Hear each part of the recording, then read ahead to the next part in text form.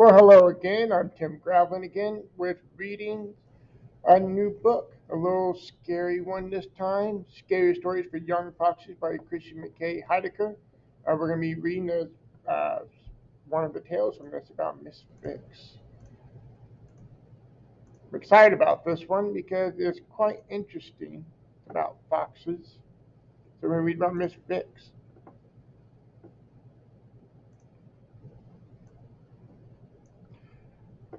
Chapter 1. The sun was only just peeking over the peach leaf trees, but the heat was already crisping the leaves and steaming the creek and making the dying field too bright to look at. Rora, Marley, and Mia trotted towards the dappled shade of the ivy wood, tongues lolling. The grasses buzzed deliciously around them, but on these high sun days the grasshoppers were as dry and as sour as birch bark. What do you think we'll learn today? Rora said. Hopefully about shadows and holes and how to take naps in them, said Mia, panting. Marley was busy rolling in something smelly and didn't hear the question. Come on, Mar, Rora said. We're going to be late. Every morning, when the sky woke white and watery, when the owls were tucking into their trunks, and the snakes had not warmed up yet, the kids gathered beneath the learning tree for the lessons. The teacher was called Mrs. Dix, and she taught them what they needed to know while their mother tended to the hunting and the den.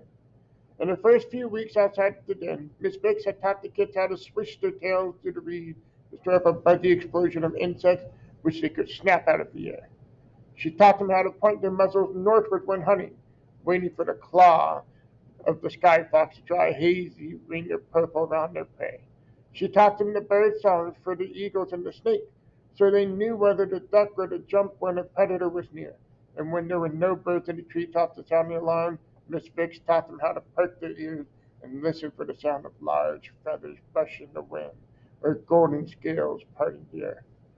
Months from now, after the breath of autumn blew red into the leaves, the kids would celebrate their golden-eyed day, and they would set out to claim their own territories. But until that day came, they would learn how to become proper foxes. Something flapped fatly across the three kids' path. Rora sniffed the creature's damp skin and pond breath and gagged. Ugh! Toad slime. Catch a kid's belly, Marley said, hips in a wiggle. Mia collapsed in the shade of a wilting rose bush. Too hot. Marley bounded after the toad while Rora gazed towards the learning tree and sighed. Don't worry, Mia said, fixing him with her blue swirl eyes. Mixed fish won't get any less pretty, and your eyes won't get any less blue. Rora scowled. He tried to think of a comeback, but instead his ears twitched. This sent Mia into hysterics. So it's true! She rolled onto her back and addressed him upside down. You want to marry Miss Fix and start an adorable little den with her. He tackled his sister, and they lashed at each other with their milk teeth. But the day's heat quickly made them both give up in a panting puddle. There came a wet plop in a nearby pond, and Marley came bounding back, shaking mud from his muzzle. It was too slippery. Psh, Mia said, rounding to her paws. That jumper was as dry as dust. She trotted towards the learning tree and called back to Roa. Come on, Mr. Vix. Roa followed, grumbling. It was true that Miss Fix had honeyed eyes and lush black ears and golden fur that smelled like butterfly dust. It was true that the tip of her tail was as white as cloud fluff and her boots were as black as the space between the stars. But Roa didn't want to start a den with her. He wanted to be like her when he grew up. He admired the arc in his teacher's back whenever she pounced on her prey, the way she could sniff out a scuttling from a distance of 300 tails, and how she once stolen a badger's feast piece by piece by nipping at the badger's ears and getting it to chase her.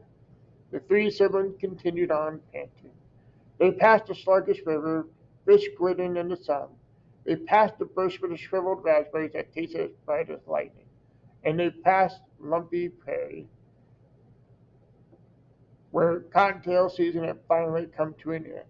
The grass was growing brittle, and the bunnies were no longer as easy to pluck as blackberries off the vine. Melting, Marley said. Evaporating, said Mia. Roa just panted. No bird sang in the evening wood that morning. The leaves rasped like an old dying snake.